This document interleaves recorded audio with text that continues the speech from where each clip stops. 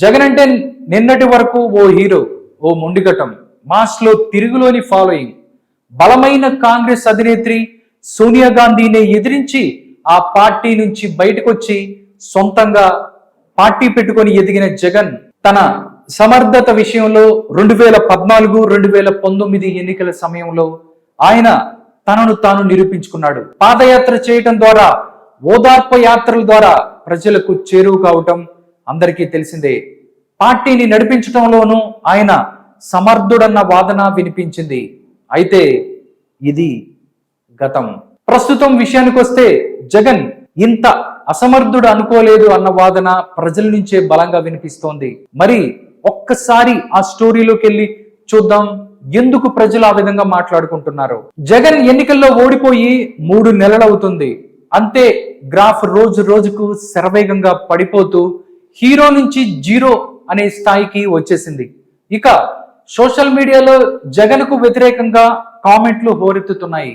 ఒకవైపు వైసీపీ నాయకులపై వరుస పెట్టి కేసులు పెడుతున్నారు, మరోవైపు నాయకులు పార్టీలు మారుతున్నారు.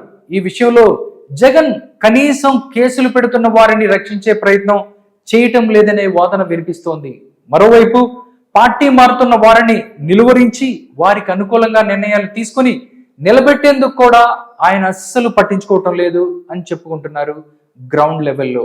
పార్టీ ఓటమికి బాధ్యుడిగా నాయకులందరూ వేలుపెట్టి చూపిస్తున్న అప్పటి ప్రభుత్వ సలహాదారులు సజ్జల రామకృష్ణారెడ్డికి జగన్ ఇంకా బాధ్యతలు ఇవ్వటాన్ని నాయకులు జీర్ణించుకోలేకపోతున్నారు. పైగా జగన్ ఇప్పటికీ సజ్జలను వెనకేసుకొస్తున్నారు.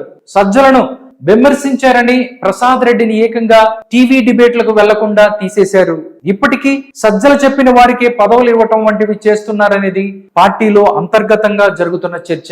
తాజాగా వైసీపీలో జిల్లా ఇన్ఛార్జీలను నియమించారు. అదేవిధంగా మీడియా పరంగా చర్చలకు వెళ్లే వారి జాబితాను కూడా ఇచ్చారు. ఈ జాబితాను చూస్తే అందరూ సజ్జలకు విధేయులు లేదా సజ్జలు చెప్పినట్టు నడుచుకునే వారే ఉన్నారనేది పార్టీలో అంతర్గతంగా సాగుతున్న చర్చ. ఇప్పటి వరకు పార్టీకి పనిచేసిన వారు పార్టీ తప్పులను వెతికి జగన్కు చెప్పిన వారిని ఈ జాబితా నుంచి పక్కన పెట్టేశారు. ఈ పరిణామాలతో జగన్ను పార్టీ నాయకులు అంతర్గత చర్చల్లో యావగించుకుంటున్నారు. మరోవైపు వరద ప్రభావిత ప్రాంతాలలో జగన్ ఇప్పటి వరకు చేపట్టిన సహాయం ఎక్కడా కనిపించలేదు. ₹1 కోటి ఇచ్చామని, వరద ప్రభావిత ప్రాంతాలలో ఆహారం, తాగునీటిని సరఫరా చేశామని చెబుతున్నా దీనికి సంబంధించి ఎక్కడా ప్రచారం లేకపోవటం, ప్రజలకు కూడా తెలియకపోవటం గమనార్హం. దీంతో జగన్ పై వరద ప్రభావిత ప్రాంతాల్లోనూ ప్రజలు కూడా ఆగ్రహంతో ఉన్నారు. జగన్ తలుచుకుంటే ఏదైనా చేయొచ్చు, కానీ ఆయన దీనిని కూడా రాజకీయం చేస్తున్నారని వాదన వినిపిస్తోంది. ఈ నేపథ్యంలో జగన్ తన సమర్థతను నిరూపించుకోవాల్సిన అవసరం ఇప్పుడు ఏర్పడింది. ఇటు పార్టీ పరంగా, అటు నాయకుల పరంగా, మరోవైపు వరద ప్రభావిత ప్రాంతాల్లోనూ ప్రజల పరంగా చూసిన జగన్ దూకుడు నిర్ణయాలు తీసుకొని ప్రజల్లోకి రావాలి. అలా చేస్తే తప్ప ఆయనకు సమర్థతకు మార్కులు పడే అవకాశాలు కనిపించడం లేదు.